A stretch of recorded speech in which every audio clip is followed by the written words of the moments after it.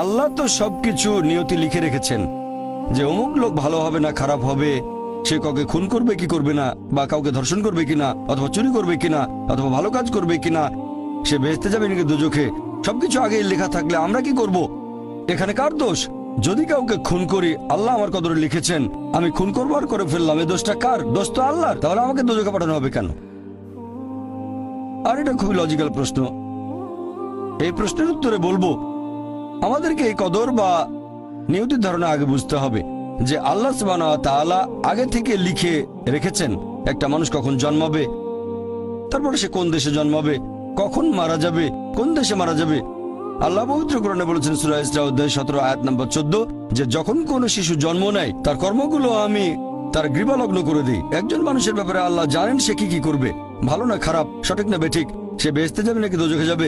যে ধরেন একটা ক্লাসে একজন টিচার পড়াচ্ছেন 100 জন ছাত্রকে প্রায় 1 বছর ধরে, আর পরীক্ষা শুরুর আগে টিচার অনুমান করলেন যে এই ছাত্রটা এবারের পরীক্ষায় ফার্স্ট হবে, ফার্স্ট ক্লাস ফার্স্ট, এই ছাত্র পাবে সেকেন্ড ক্লাস, এই ছাত্র করবে ফেল।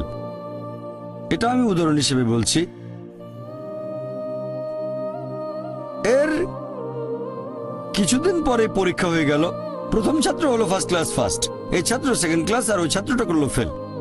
এখন আপনাদের প্রশ্ন করি, যে ছাত্র ফেল করেছে সে কি টিচারকে বলবে আপনি বলেছিলেন যে আমি ফেল করব তাই ফেল করেছি? এখানে দোষটা কার? টিচারের নাকি ছাত্রের? কার দোষ? ছাত্রের। টিচার অনুমান করেছেন এই ছাত্রটা বাইরে ঘুরে বেড়ায়, ঠিক মতো ক্লাসে আসে না, সিনেমা দেখতে যায়, এজন্য সে ফেল করবে। ওই ছাত্র মোটামুটি মাঝারি, এই ছাত্র খুব মেধাবী, অনেক পরিশ্রম করে, তাই টিচার পরীক্ষা শুরু হওয়ার আগে অনুমান করেছেন এই ছাত্র হবে ফার্স্ট ক্লাস ফার্স্ট, এই ছাত্র সেকেন্ড ক্লাস, ওই ছাত্র ফেল। তারপর আসলে ওই ছেলে ফার্স্ট ক্লাস ফার্স্ট, এই ছেলে সেকেন্ড ক্লাস, আর ওই ছাত্র ফেল। টিচার অনুমান করেছেন, তার মানে এই না যে দোষটা টিচারেরই হবে। টিচার সবাইকে পড়িয়েছেন সঠিকভাবে, সমানভাবে।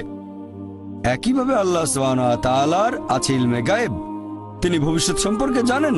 কিছু জিনিস ঠিক করা আছে যে এই লোকটা জন্মাবে অমুক দেশে, জন্মাবে অমুক দিনে, আর সে মারা যাবে অমুক দেশে অমুক তারিখে, ইত্যাদি ইত্যাদি। তার পরিবেশ ধনী হবে নাকি গরিব হবে, তবে পছন্দটা এখানে আপনার।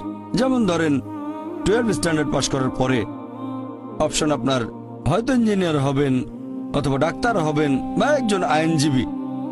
এখানে পছন্দ আপনার, ঠিক করলেন আপনি হবেন ইঞ্জিনিয়ার। এখন আল্লাহ এটা আগে থেকেই জানেন যে 12 স্ট্যান্ডার্ড পাশ করার পরে আপনি ইঞ্জিনিয়ার হওয়ার চেষ্টা করবেন, তাই আল্লাহ আগে লিখে রেখেছেন। ব্যাপারটা এমন না যে আল্লাহ লিখে রেখেছেন বলে আপনি বেছে নিচ্ছেন। যেহেতু আপনি এটাই বেছে নেবেন, তাই আল্লাহ আগে লিখে রেখেছেন।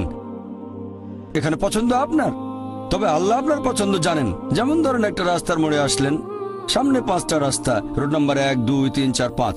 এখানে পছন্দ আপনার, বেছে নিতে পারেন রোড নাম্বার 1, 2, 3, 4, 5। আপনি গেলেন রোড 2-এ, এটা আগে থেকেই লেখা আছে আপনার নিয়তিতে যে আপনি যাবেন 2 নম্বর রোডে। ব্যাপারটা এমন না যে আল্লাহ লিখেছেন বলে আপনি করছেন, যেহেতু আপনি এটাই বেছে নেবেন তাই আল্লাহ আগে লিখে রেখেছেন। তাহলে পছন্দ আপনার। আপনি চাইলে টাকা উপার্জন করতে পারেন ভালো কাজের মাধ্যমে, হালাল উপায়ে, অথবা পারেন চুরি করে হারাম উপায়ে। পছন্দ আপনার। ধরেন চুরি করলেন, এটা আপনার সিদ্ধান্ত, তবে আল্লাহ আগে থেকে জানেন যে এই লোকটা সহজে টাকা পেতে চায় তাই চুরি করবে, তাই আল্লাহ আগে লিখে রেখেছেন যে এই লোকটা 25 বছর বয়সে চুরি করবে। এখানে দোষটা কার? দোষ আসলে আপনার, তবে আল্লাহর আছে ইলমে গায়েব, তাই তিনি আগেই লিখে রেখেছেন। সিদ্ধান্তটা আপনার। আল্লাহ তাআলা মানুষদের দিয়েছেন স্বাধীন ইচ্ছা, আপনি আল্লাহ তাআলাকে দোষ দিতে পারবেন না আপনার পাপের জন্য।